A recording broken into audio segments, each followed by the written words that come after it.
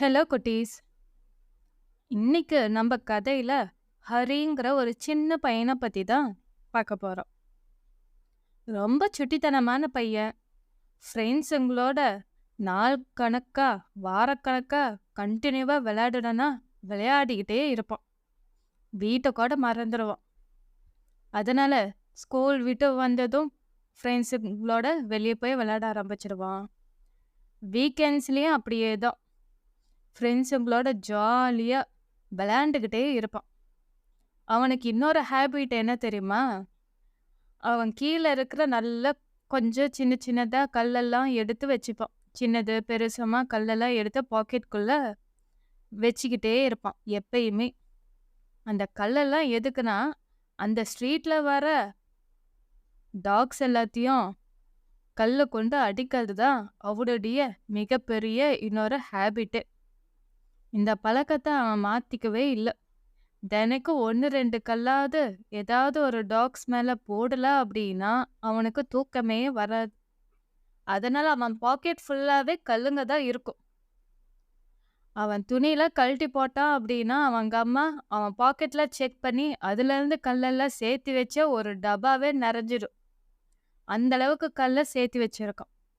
அவன் பாக்கெட்ல கல் இல்லாம ஒரு நாள் வெளியே வரவும் மாட்டான், வீட்டுக்கு போகவும் மாட்டான். கண்ணில் படுற டாக் எல்லாத்தையும் கல்லை கொண்டு அது மேலே தூக்கி போட்டு விரட்டுறது மட்டும்தான் இவனுக்கு அவ்வளோ பிடிக்கும்.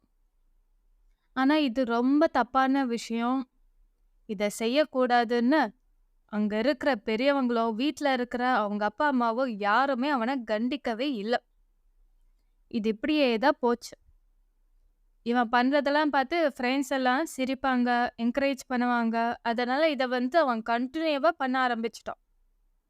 ஒரு நாள் அவன் ஃப்ரெண்ட்ஸோட நல்லா ஜாலியாக விளையாண்டுட்டு இருந்தான். இப்படி விளையாண்டுட்டு இருக்கும்போது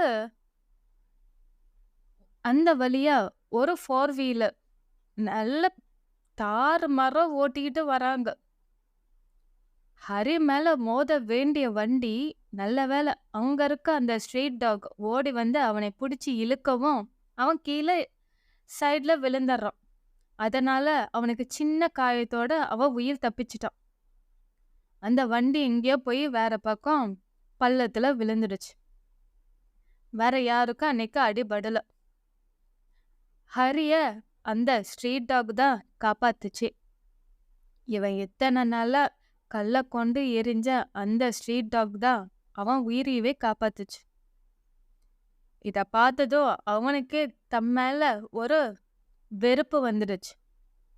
நம்ம எவ்வளோ கெடுதல் பண்ணியிருக்கோம், ஆனா இந்த நாய் நம்ம உயிரையவே காப்பாத்திருக்கு அப்படின்னு சொல்லிட்டு ரொம்ப வருத்தப்பட்டான். அந்த நிமிஷமே அவன் பாக்கெட்ல இருந்த கல் எல்லாத்தையும் கீழே தூக்கி போட்டுட்டு அவன் அந்த நாயோட ஃப்ரெண்ட் ஆயிட்டான். தினைக்கும் அந்த நாய்க்கு ஃபுட்டு வைக்கிறதும் பழக்கமா வச்சுக்கிட்டான். இதுதான் குட்டீஸ். இந்த மாதிரி நம்ம ஸ்ட்ரீட் டாக்ஸ் எல்லாத்தையும் கல்லை எடுத்து அடிக்கிறதுக்குன்னே சில குழந்தைங்க அந்தந்த தெருவில் இருந்துகிட்டே தான் இருக்கிறாங்க. அது ஒரு என்டர்டைன்மெண்ட். அதாவது அந்த குழந்தைங்கள என்ன நினைக்கிறாங்க அப்படின்னா, நம்மளை பார்த்து ஒரு ஜீவன் பயப்படுது அப்படின்னு அவங்க நினைக்கிறாங்க. அது ரொம்ப பெரிய தப்பு. நாம ரொம்ப கெத்து ஒரு கல்லை எடுத்து வீசிட்டு அந்த டாக்ல நமக்கு பார்த்து பயந்துகிட்டு எல்லாம் ஓடுது, தெரிச்சு ஓடுது அப்படிங்கிறத பார்க்கும்போது அது ஒரு விதமான அடிக்ட்.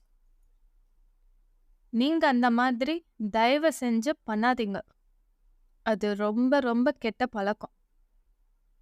இந்த மாதிரி ஒரு சின்ன உயிருக்கு ஹர்ட் பண்ணி அதை ரசிக்கிற பழக்கம் உங்களுக்கு இந்த வயசுலயே வந்துச்சா அப்படின்னா, நீங்க இன்னும் வளர வளர உங்க வீட்டில் இருக்க பெரியவங்களையோ கூட இருக்கிறவங்களையோ நண்பர்களையோ ஹர்ட் ஆனாலும் உங்களுக்கு சந்தோஷம்தான் வருமே ஒழிய அவங்களுக்காக வருத்தப்படவோ இல்லை ஹெல்ப் பண்ணவோ அந்த எண்ணம் உங்களுக்கு வரவே வராது.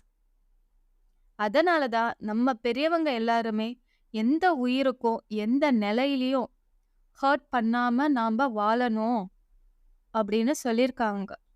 ஒரு ஈயாகட்டும், எறும்பாகட்டும், ஒரு செடி ஆகட்டும், இல்லை உங்க ஸ்ட்ரீட்ல வளர நாய்ங்களாகட்டும், இந்த ஸ்ட்ரீட் டாக்ஸ் எல்லாம் பார்த்தீங்கன்னா, உங்க என்டையர் ஏரியாவுமே புரொடெக்ட் பண்ணுது.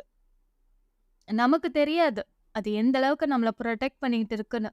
ஆமா, நைட் ஆனா 12 மணி ஆனா, 1 மணி ஆனா அது ஊளையிட்டுக்கிட்டே இருக்கும். அது எவ்வளோ டிஸ்டர்பன்ஸா இருக்கும். தூக்கமே வரதில்ல.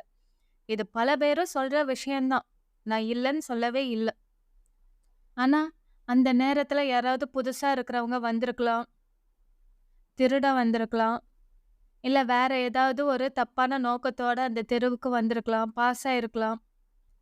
இல்ல வேற ஏதாவது ஒரு மிருகங்கள், பாம்போ, தேளோ இந்த மாதிரி விஷ ஜந்துக்கள அத பார்த்துருக்கலாம். இந்த மாதிரி எவ்வளவோ காரணங்கள் வந்து இருக்கு. அதனால கூட அது கத்தலாம். இல்ல இந்த ஏரியா மார்க் பண்ணி அந்த சண்டேல கூட அது கத்ததான் செய்யும். அது அதோட இயல்பு. அதனால நம்ப தூக்கம் கெடுது, நம்மளோட நிம்மதி கெடுது, அதோட சத்தம் இரிட்டேட்டிங்கா இருக்கு அப்படிங்கிறதுக்காக நீங்க அந்த ஸ்ட்ரீட் டாக் மேல கோபப்படாதீங்க. எப்ப பார்த்தாலும் கல் எடுத்து தூக்கி போடாதீங்க. எந்த உயிருக்கும் தீங்கு நினைக்காம வாழ்றது தான் உன்னதமான வாழ்க்கை. இந்த சின்ன சின்ன விஷயத்துல நீங்க பழகுற பழக்கம் தான் பிற்காலத்துல உங்கள நல்லவனா மாத்தும், வாழ வைக்கும். நம்ம நல்ல விஷயங்கள தொடர்ந்து செய்ய ஆரம்பிச்சோம் அப்படின்னா, நம்மள பார்த்து பல பேர் நல்ல விஷயத்த கத்துப்பாங்க. இப்ப ஹரி செய்றான் அப்படின்னு அவனோட ஃப்ரெண்ட்ஸுங்களும் கல்ல தூக்கிக்கிட்டு எல்லா டாக்ஸையும் அடிக்கிறேன்ட்டு போனாங்க அப்படின்னா, யோசிச்சு பாருங்க. அதெல்லாம் நல்லாவா இருக்கும்? அதோட கான்சிக்வென்சஸ் எந்த அளவுக்கு மோசமானதா இருக்கும்? நாம என்னைக்குமே தப்பான உதாரணமா இருக்கவே கூடாது யாருக்குமே. நம்மள நல்லவங்கன்னு யாரும் பாராட்ட வேண்டாம். அதே சமயம் தப்பானவங்க அப்படின்னு நம்மள முத்திர குத்தவும் வேண்டாம். சரிங்களா? உங்ககிட்ட நான் கேட்டுக்கிறது எல்லாமே, உங்களால முடிஞ்ச அளவுக்கு எந்த ஒரு உயிரினத்தையும் உயிரினம்னாவே மனுஷங்களும் தான். மனுஷங்களாகட்டும், மிருகங்களாகட்டும், பறவைகள் ஆகட்டும், யாருக்குமே தீங்கு நினைக்காம வாழ முயற்சி பண்ணுங்க. ஓகே குட்டீஸ். Thank you.